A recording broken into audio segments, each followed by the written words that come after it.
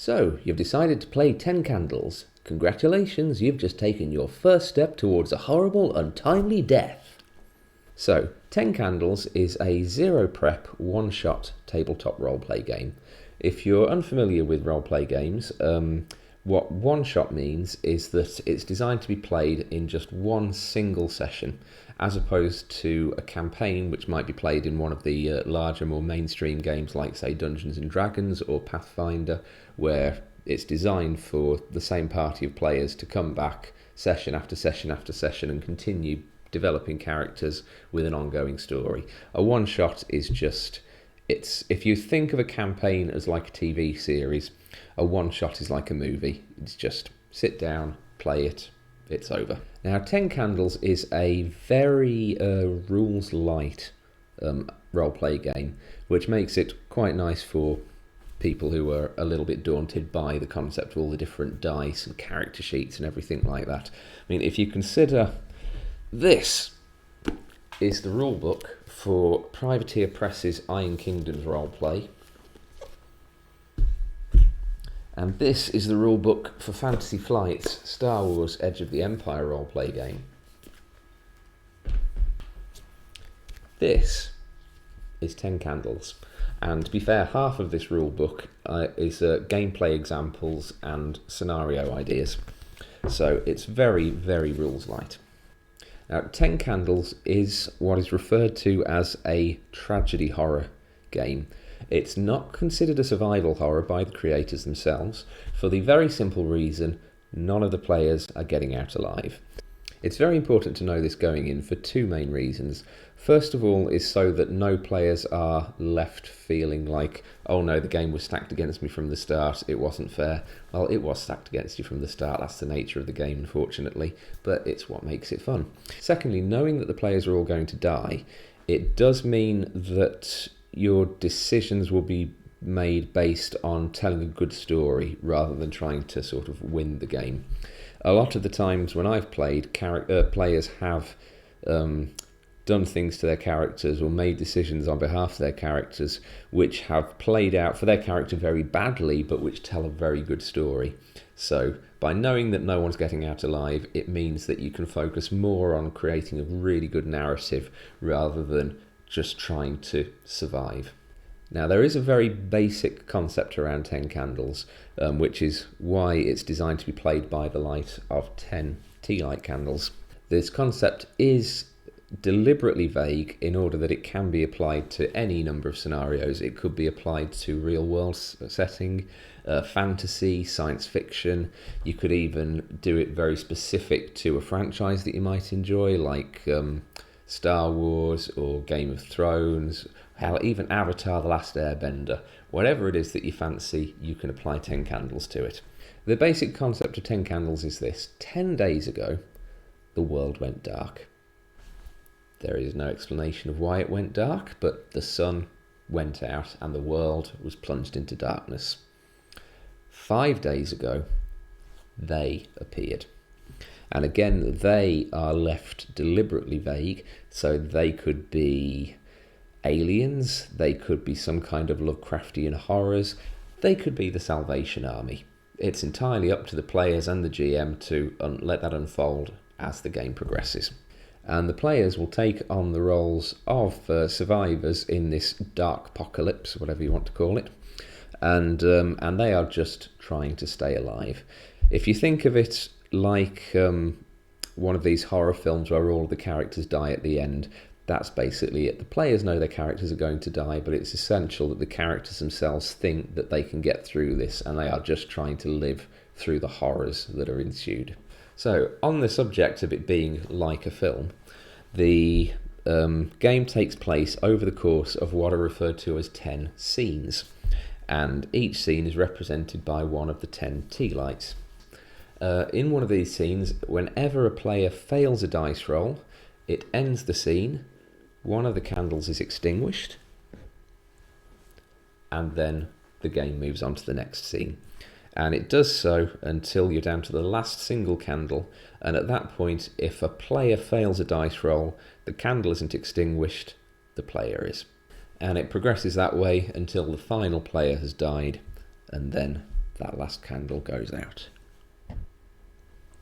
So, as mentioned, it is a very, very rules light game. Unlike a lot of these other role plays like Dungeons and Dragons Edge of the Empire, which have lots of different fancy wonderful dice, 10 Candles is played with nice simple d6s, which everyone who has ever played a board game as a kid is going to be familiar with.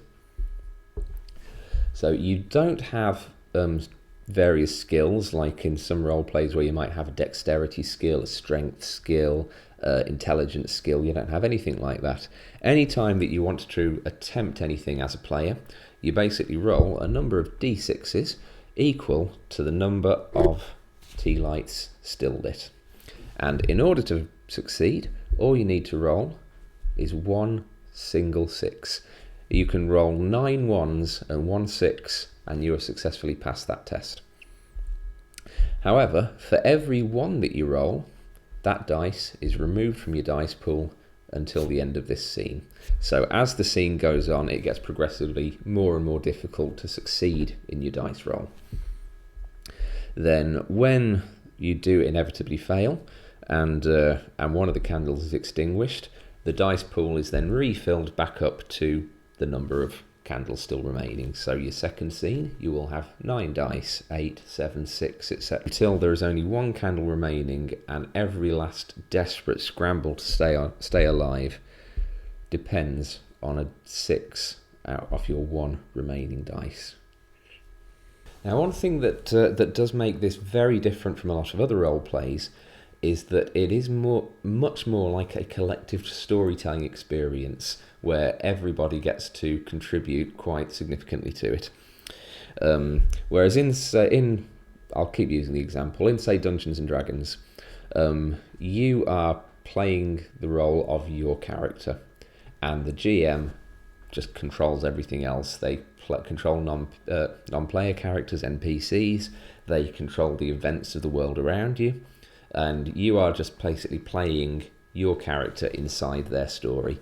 In 10 Candles, it is much more everybody else's story, in which you are also controlling your character, obviously.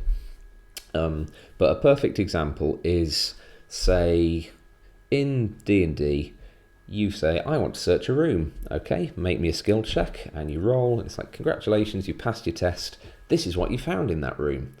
Whereas 10 Candles, it would be more a case of, okay, I want to search a room. Okay, great, roll the dice. Congratulations, you passed your dice roll. You tell me what you just found in that room. So it allows the players to have a much more of an impact on the overall story than rather than just exactly what their character is doing. It also means that you might be doing dice rolls at more points than you would in sort of another role play game. For example, it might be a case of, right, I'm going to enter that room. It's like, great, give me a dice roll. And it's not a case of, I'm making you do a dice roll to see if you can walk through a door. Of course you can walk through a door. It's a case of, I'm making you do a dice roll because if you succeed in that dice roll, you can tell me what's on the other side of that door. So it gives a lot of the story progression to the players, and it bounces sort of back and forth between the players and the GM and makes for a very organic joint storytelling experience, which is a lot of fun. As the game goes on and the dice pool goes down, the dice which are removed each round go to the GM. And every time that the players have to do a skill check, the GM gets to roll their dice pool. Now, the GM can't make the players fail their dice roll. If you've rolled a 6, you've still passed it, and the GM can't take that away from you. But if the GM rolls more 6s or equal 6s to the player, then they get to decide the course of action from the success.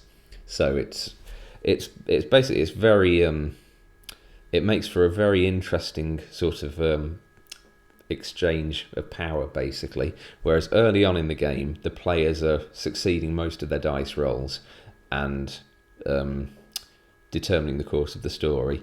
But then, as the dice start to shift over to the GM, then they start to gain more ownership back of the story, and it does again feel a lot like a sort of survival horror film where early on the party might feel, yes, we're in control of this situation, and as events spiral out of their control, it gets more and more desperate towards the end until you're just desperately trying to survive like one moment after the next.